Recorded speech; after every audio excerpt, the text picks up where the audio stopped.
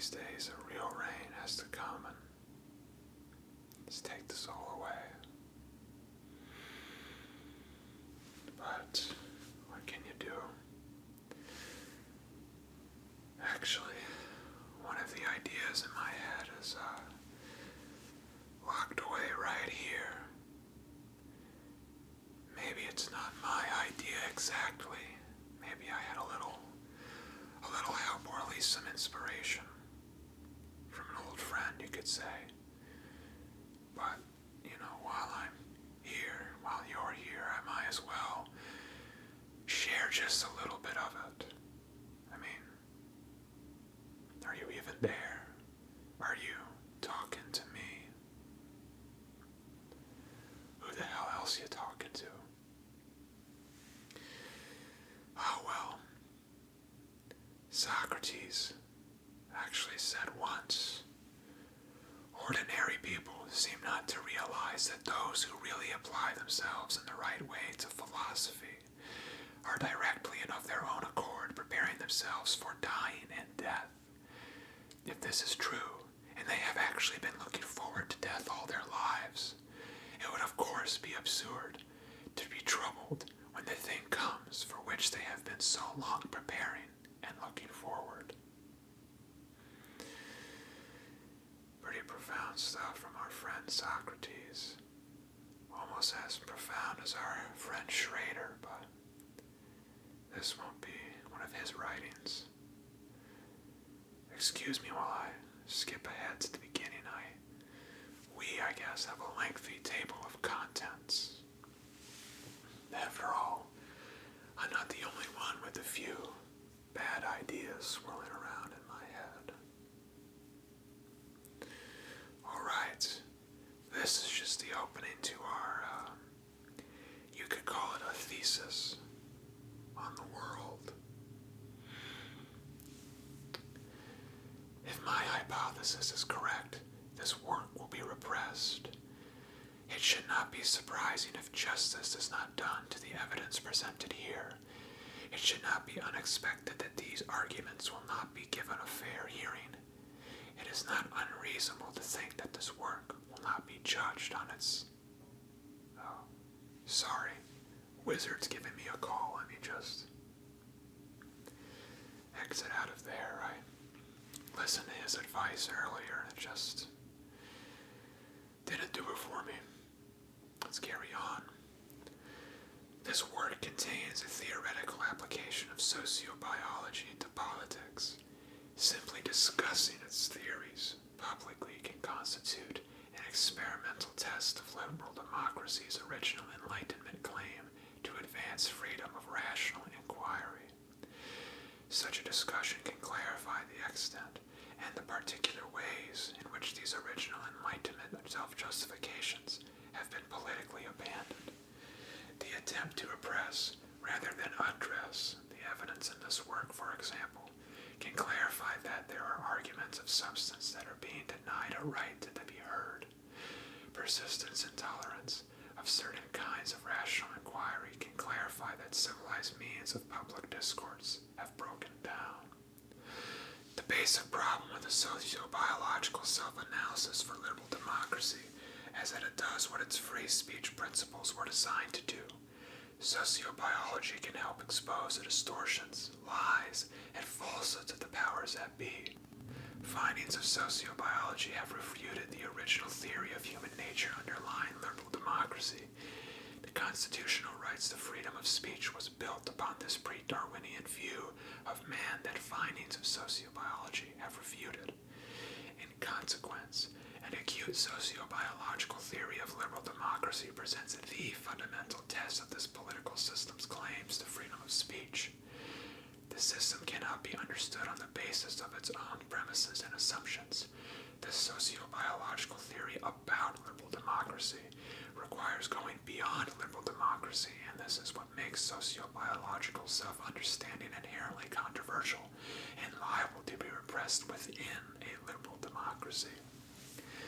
Those who think that sociobiology fully applied to the human political sphere should expect a fair hearing on the grounds of freedom of speech have committed an error. The error falls not on liberal democracy itself, but on those who have overestimated it as a political system, failing to grasp its inherent limitations. Even under ideal conditions, the freedom of speech method cannot be expected to publicly separate empirically true statements from empirically falsified statements in every instance. The empirical validity of the theories in this work cannot be expected to be verified by the public freedom of speech method of liberal democracy. The freedom of speech hypothesis states that since the controversial nature of sociobiology in a liberal democracy cannot fundamentally be fixed, the repression of this work may empirically verify this theory of liberal democracy through the very act of repressing it. It also applies to other related sociobiological theories. Unwarranted rejection of this sociobiological theory of liberal democracy should follow, not accidentally and randomly, but predictably and routinely. From those socialized or invested in the system, repeated rejection or repression of this work in the face of overwhelming evidence should inspire, not surprise, but boredom. Its regularity would have the character of a general law, and hence, I call it the freedom of speech hypothesis. Testing the hypothesis in this form of a free, open, and ongoing public debate would constitute what de Tocqueville called an experiment in democracy. Can we speak with freedom about the things that demonstrate the limits of freedom of speech? The freedom of speech hypothesis predicts only that attempts will be made at repression, not whether or not these attempts will be successful. The only scientific way to verify or falsify the freedom of speech hypothesis would be to collect evidence of repression, whether successful or not, of it and related sociobiological theories. Examples of evidence that could constitute its verification include more than the inhibition of the distribution of this work. Silent, inconspicuous, and seemingly innocuous methods of repression that preempt even the opportunity for consideration of alternatives, and extirpate even the awareness of the existence of other points of view, are so often the most effective. After all, why should censors burn books or other media when they can simply pull them from access or availability? Ultimately, the methods available for repression are flexible and multifarious. Consequently, any attempted or actual repression could constitute a verification of the freedom of speech hypothesis, regardless of the particular adaptable, evolving, and unpredictable means of repression. There should be no bar for anyone to access this work. This work should be distributed for free, not for profit. Did you hear that, YouTube? For free, not for profit. I will likely but not be unable to defend its content again. Further evidence for its repression through media manipulation such as falsification, misrepresentation, decontextualization, and distortion. I can only point out that to verify a position, the position itself must first be disclosed in its veracity. Yet the question remains whether the theories presented in this work stand up to the evidence or not. The problem is this: if the views expressed in this work are only attacked, dismissed, denounced, repudiated, maligned, or vilified with slander, defamation, marginalization, misrepresentation, or denigration, how can one tell if this is only a method of evading the real issues of substance? The substance of one person's disagreement might be unreasoned, ideological, political value commitments. For such a person, rational reflections on human nature must be less important than the political outcome that the theories presented here are ultimately discredited. This criterion holds no less for anyone who agrees on scientific grounds. There is no reason to assume that one can resolve one's integrity as a scientist with one's commitment as a political partisan.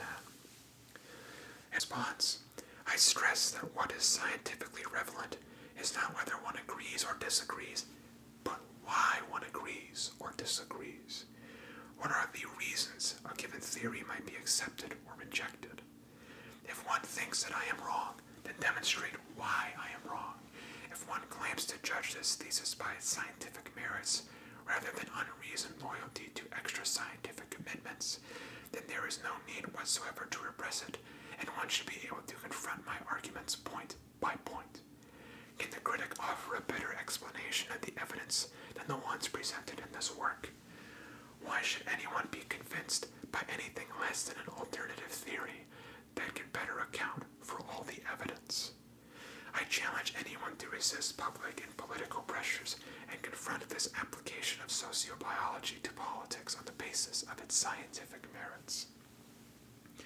The Saxon-Norman origin of liberal democracy in this English-speaking world is the key to understanding why the discoveries of sociobiology have appeared to be so congeniently politically controversial. Stated briefly, a long-term consequence of the Norman conquest of England in 1066 was a nepotistic class system imposed over the defeated Anglo-Saxons. Yet, as Thomas Jefferson puts it, although this constitution was violated and set at naught by Norman force, yet force cannot change right. A perpetual claim was kept up by the nation for a restoration of their Saxon laws. This ongoing kinship ethnic conflict broke out most radically as an English Civil War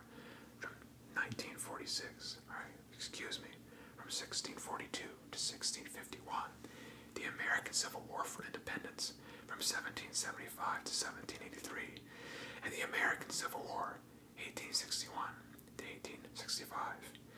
Liberal democracy in the English-speaking world originated in part through the evolution of this tribal struggle. As a logical fulfillment of the Enlightenment founding of liberal democracy, this work puts liberal democracy on trial. It is a test of liberal democratic justice. If based on its own standards of justice, the evidence can be judged on its merits, unmarred by political interests. It is a test of whether America can be true to itself. I'd read some more, but now it looks like the Iris is trying to text me and tell me how much of a square I am. Should really block her number at this point. Oh, man. I've been lonely all my life. In cars and bars, walking on streets, in a house with a mouse. I think I'm just God's lonely man. As God would say, it's hard out here for a taxi driver. It really is. You probably don't care about my manifesto anyway. I'm not even talking to anyone. Are you talking to me? Like I said, I don't know who else you'd be talking to, but probably anyone other than myself.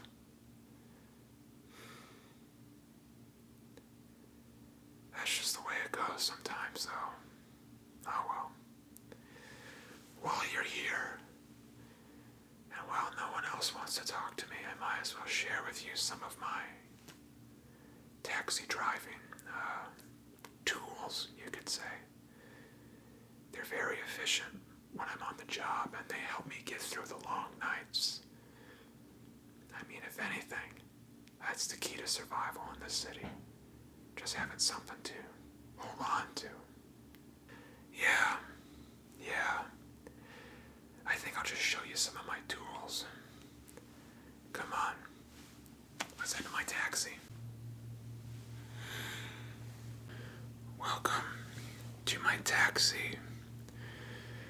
It looks a little different than the usual taxi, but keep in mind that you're living in the 2020s right now, and my taxi is from the 1970s, so just a little different back then. Don't worry. And actually, as a help for you and for any of my other passengers to stop worrying, to not feel so anxious when they're driving along the open sewers and filthy, disgusting streets of the city. Dog City, to be exact. I actually have this little guy.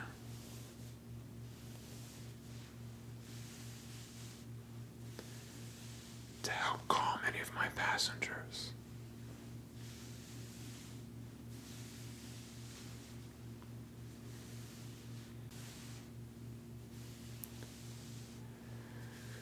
He's great with kids.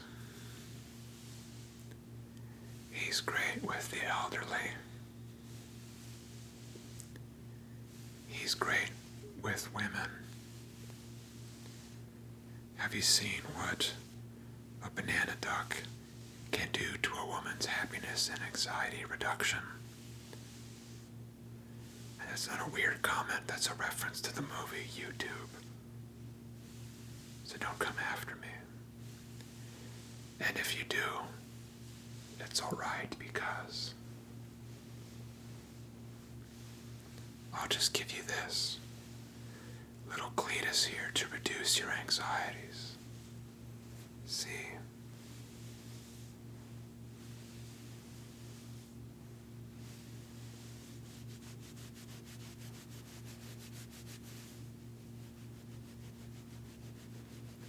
Anxiety reduced.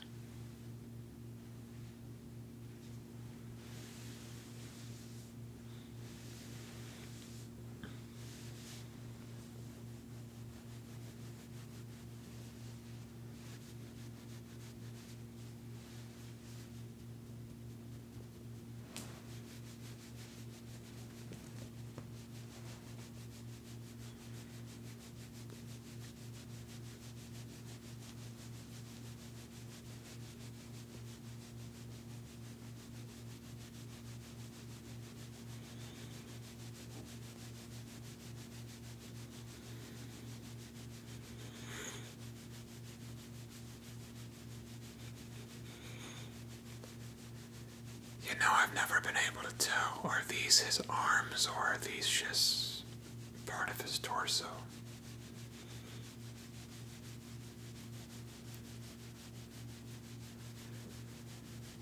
These are the reasons why I'm a taxi driver and not an Uber driver.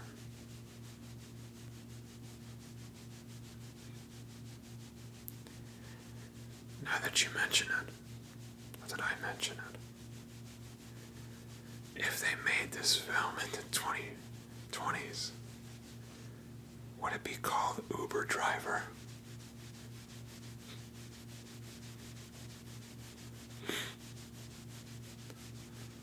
Or maybe it'll just be a one-word title film called Lift.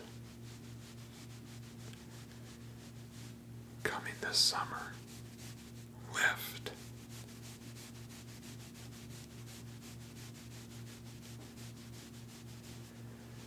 And the movie would just be about all the Lyft drivers and Uber drivers going on strike and demanding human wages. Wouldn't that be something? You know, this really is working to even calm me down. And I'm the taxi driver here.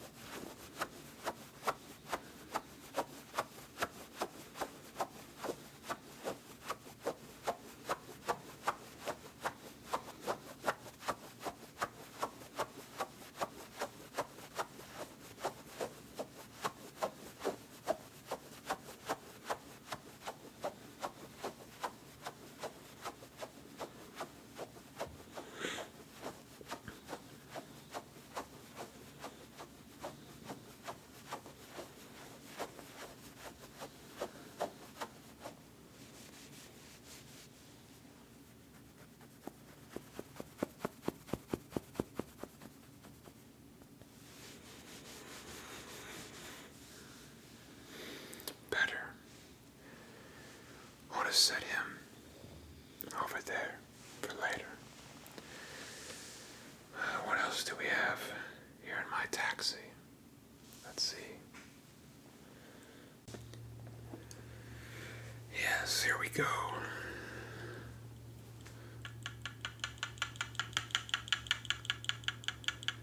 You know, I'm not the only taxi driver in town, and Danny here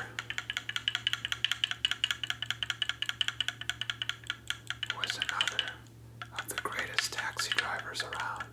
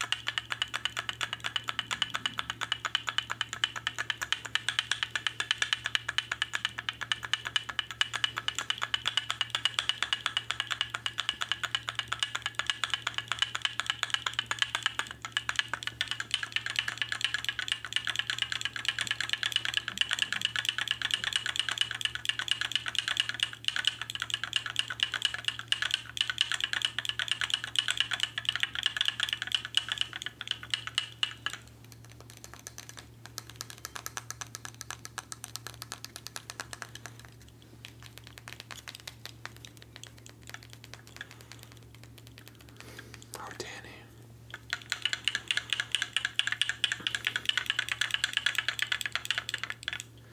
Yes, I keep him right on my dashboard so he can cheer me on as I drive around the streets of Dog City.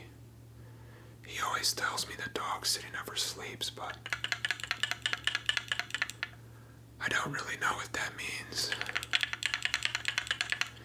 Nor am I able to really get him to speak when he's being recorded. It's almost like no one believes me, or people think I have some kind of psychotic disorder.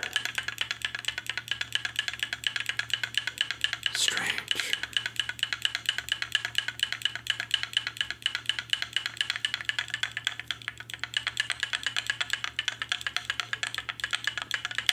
You know, that's the thing about being a taxi driver. People always assume you're some kind of freak. And I swear up and down, it's just the Uber drivers who are freaks.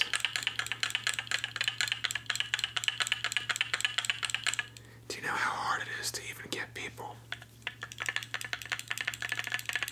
to come into your taxi nowadays?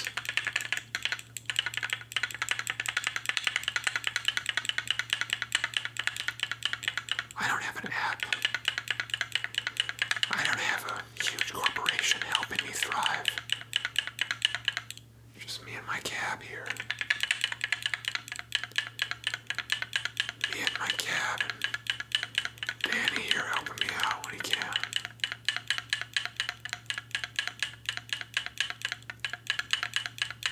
Just sad.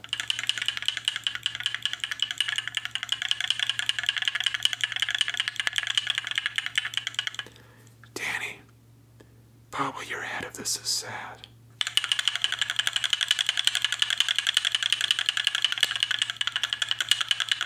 Danny, bobble your head if I'm a good taxi driver.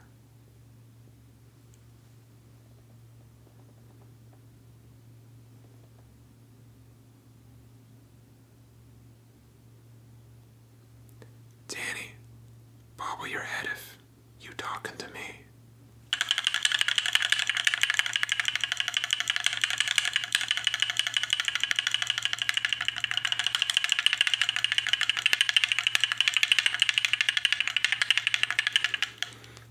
I think I've had enough of Danny for now. Let's see what else we have here. Oh yeah. Perfect.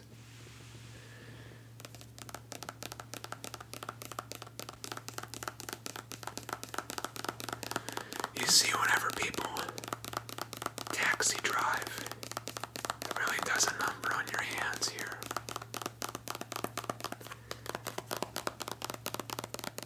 Matter of fact, it does a number on your aches and pains of your joints and muscles here, to be specific.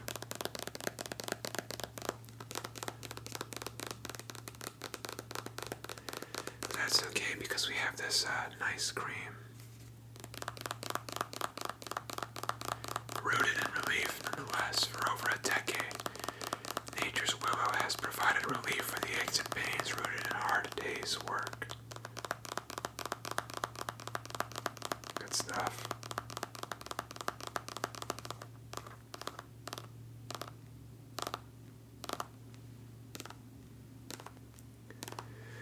Now this is by no means an endorsement of willow balm, pain relieving, nature's willow, whatever you want to call it.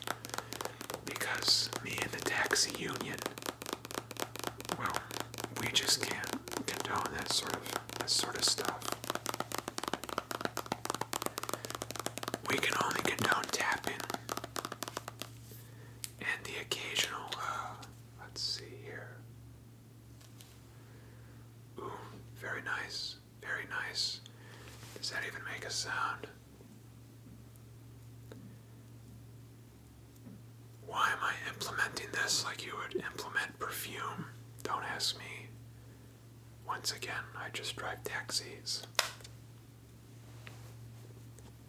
There we go. Is this even making a sound for you? Not sure, but I know I like it.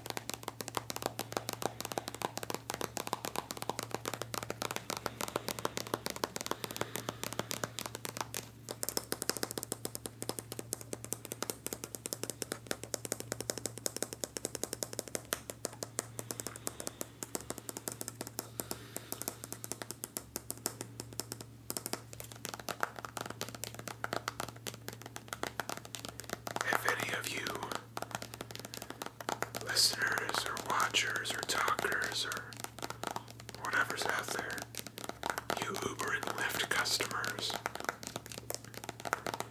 if any of you happen to have some decency and be a taxi driver still, or utilize taxis still, then leave a comment wherever you would normally leave a comment,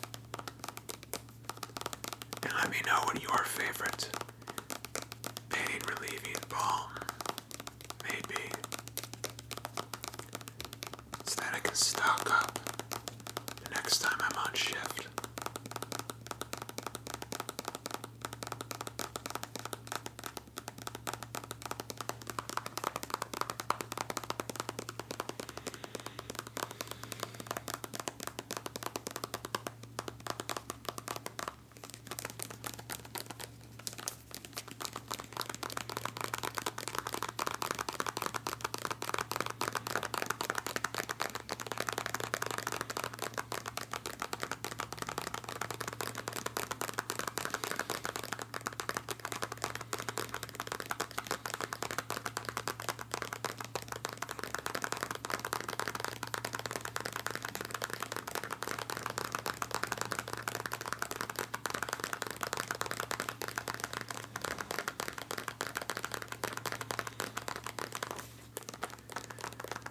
Enough.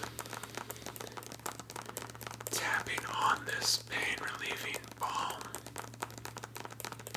is actually causing me a bit of pain myself.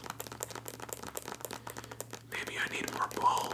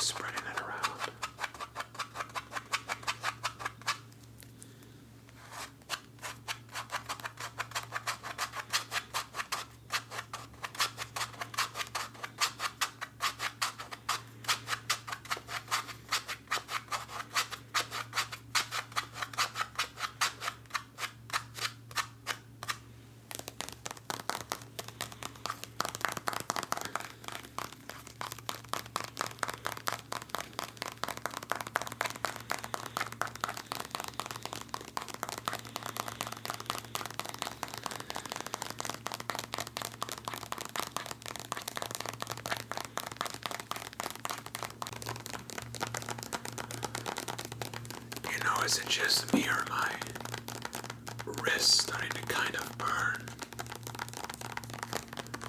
Are you supposed to put this on wrists?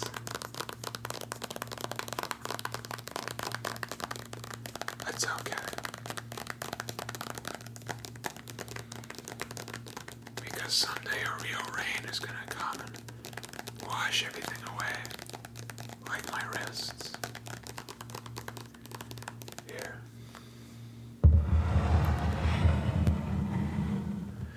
We don't need that anymore. What we do need is some good old-fashioned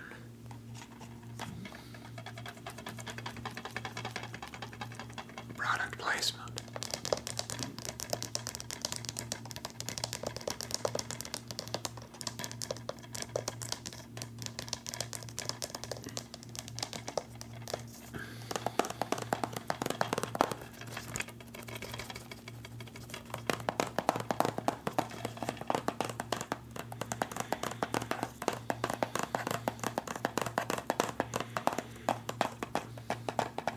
Taxi Driver by Martin Scorsese with Paul Schrader and Robert De Niro.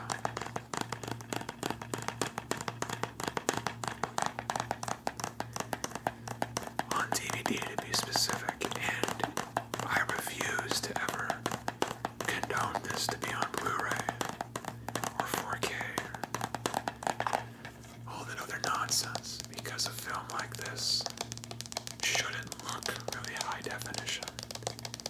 It should look dark and trashy, filthy, and nihilistic and just sad. Back before that was all popularized in the mainstream. Excuse me while I rant on Taxi Driver for a few minutes here.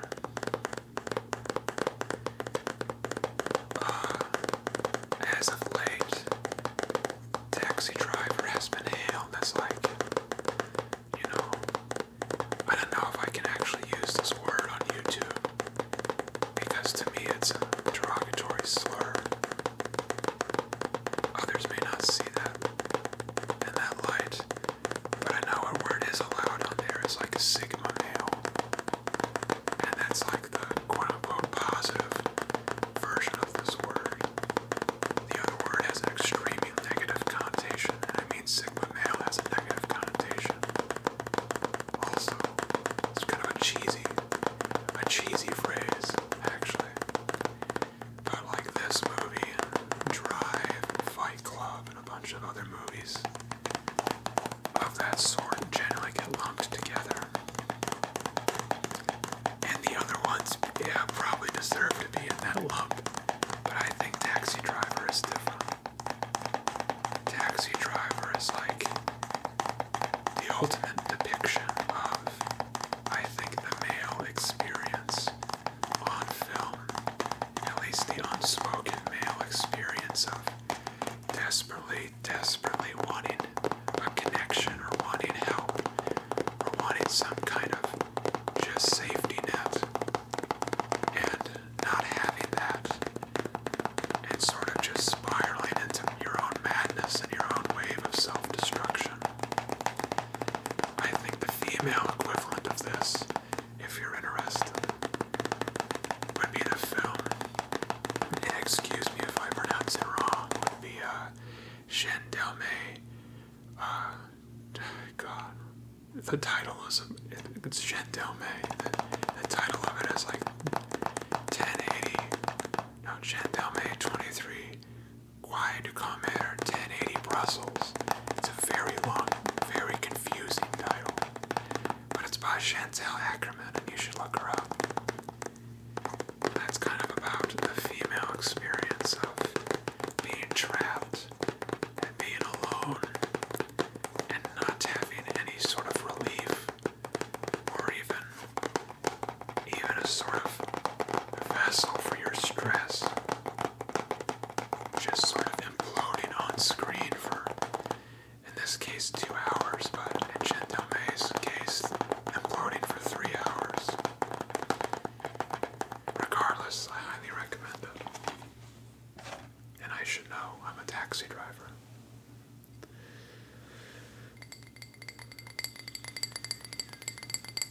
the last thing I keep in my taxi at all times is just a little glass to drink from.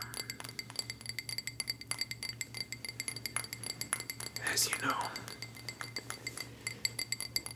taxi driving can be a bit stressful. And when you're stressed out, you generally just need to take a little drink. I know I'm guilty. Drinking on the job.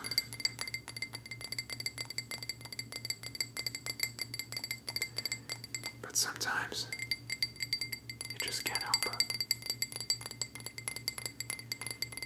You just need that sweet, sweet release of a nice cold drink. Something to keep you even keeled throughout the long night.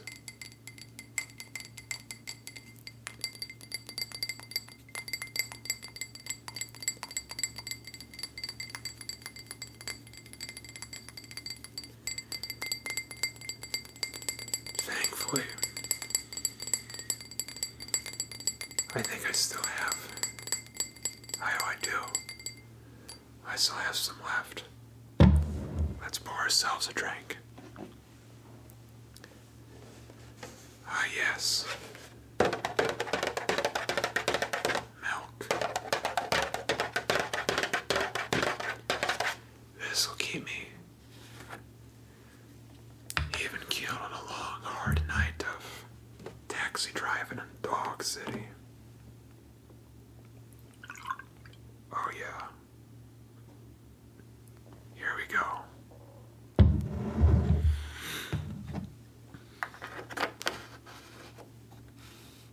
Good old milk. Any man worth his salt should always have a gallon of milk with him at all times.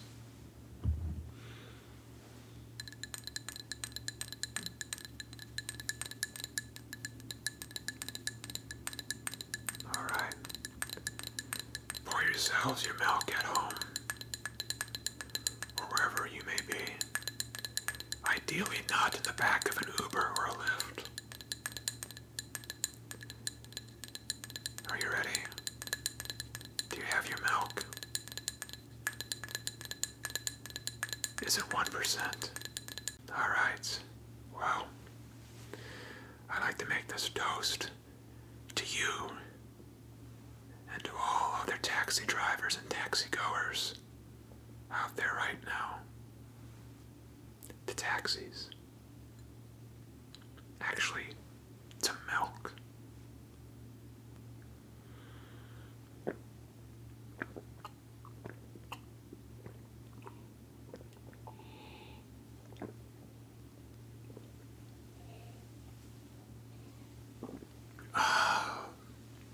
That was good.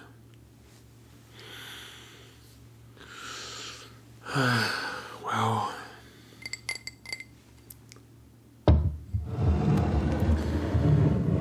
I suppose I better get back to it. My shift is starting soon.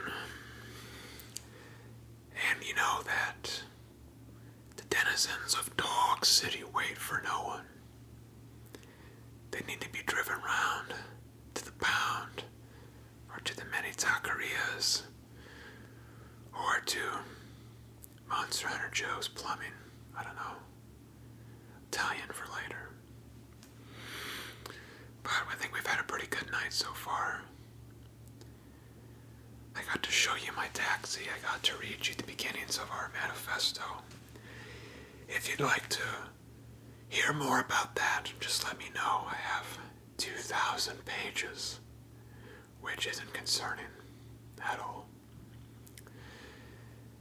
And maybe we could take some more rides throughout Dog City itself, which, now that I say it, if you do want to see me riding around Dog City itself, we can go mobile. I'll just need a couple of dogs to help me out. Anyway, you have been listening to me Travis Bickle, and this is Travis Bickle Can Read. I hope that whatever you found here was something you were hoping to find. If not, sorry.